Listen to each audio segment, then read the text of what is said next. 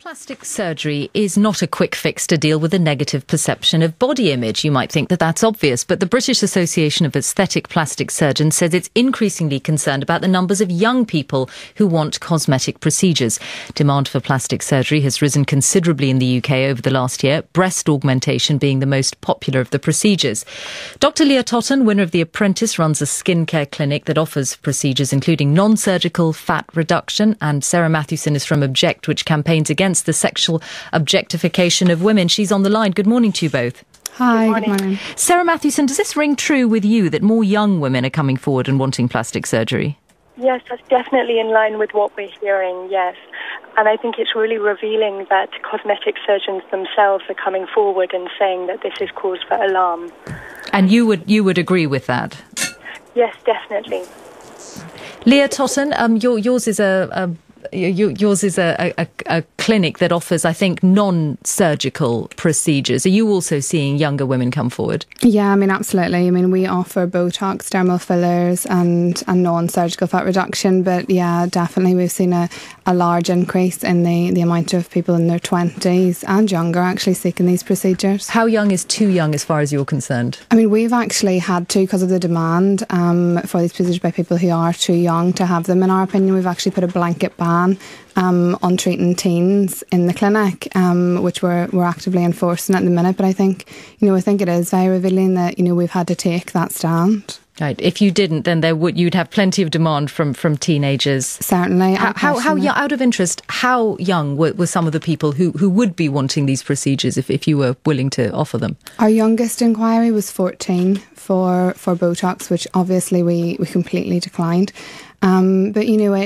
But it's definitely very worrying. I think it's great the British Association of Aesthetic Plastic Surgeons have spoke out and highlighted the concerns. Sarah Matthewson, what do you think is the right way to deal with all of this? Because clearly teenagers, particularly young women, are subject to advertisements and all kinds of suggestions about how they ought to look. And many of them will feel that a procedure is something that's going to give them confidence overnight. Yeah, well, I think we need to look at the context in which young women are opting for plastic surgery or seeking plastic surgery. They are subjected to so much pressure from advertising, from media imagery, and from the pornography industry as well, which is becoming mainstreamed in our society. The pressure to look a certain way is far greater for women than for men. The kind of scrutiny that they're subjected to, the way their bodies are policed in the media, I think we need to challenge that context. And I think there are ways of doing that. We can have better regulation of mainstream media images of women, the portrayals of women. We can make sure that they're in line with equalities legislation. Yeah. Right, but just moving away from the advertising side of things and just looking at the plastic surgery industry. I mean, I think both you and Leah Totten are against plastic surgery, but I just wonder what you, Sarah Matthewson, think of the kind of services that Leah Totten offers in her clinic. Do you object to all these non-cosmetic procedures as well? Are they part of the problem? I think the beauty industry in general, and I would include the diet industry and Botox and other skincare procedures as part of an ever-increasing pressure on women to look a certain way and to have procedures that are invasive and potentially dangerous in order to conform to the dominant beauty ideal. Right. Would you rather that a clinic like Leah Totten's didn't exist? I wouldn't call for a ban on that kind of clinic, but I think that we do need to challenge the context in which these services are being offered. I think that a limit on advertising for those kind of services is important. I think that we need to look at regulating media and advertising more broadly to end the ever-increasing objectification of women. Leah Totten, your entire business is founded on women, not just women, but I imagine primarily women, having problems with their body image. I mean, if people didn't perceive body image as a problem, you'd be out of business.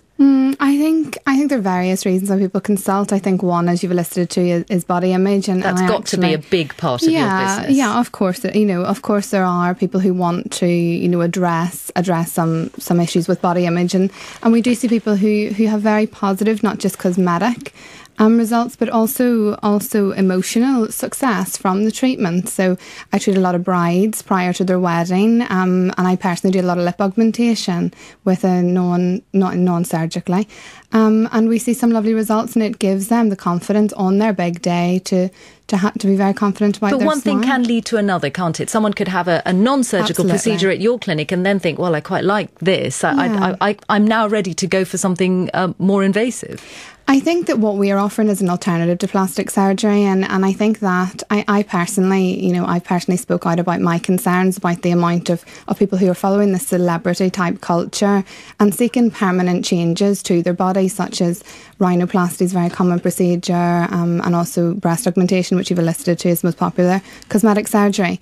And I think that by offering a non-surgical alternative, it's something that if they're not happy with the result, dermal filler can be reversed, and it's not something that has such a large psychological sequelae because it isn't a permanent change. Sarah Matthewson, just a brief final word from you then. Should there be an absolute age limit to or threshold at which you can have a cosmetic procedure? Yes, absolutely. I think the industry needs to be better regulated overall, and it's very telling that plastic surgeons themselves are coming out and saying that something needs to be done. But also I would just challenge the context in which women's sense of self-worth and confidence is so closely linked to their looks and their appearance. And I think we place too high a cultural premium on women looking a certain way and conforming to this very narrow beauty ideal. Well, thank you both, Sarah Matthewson and Dr. Leah Totten.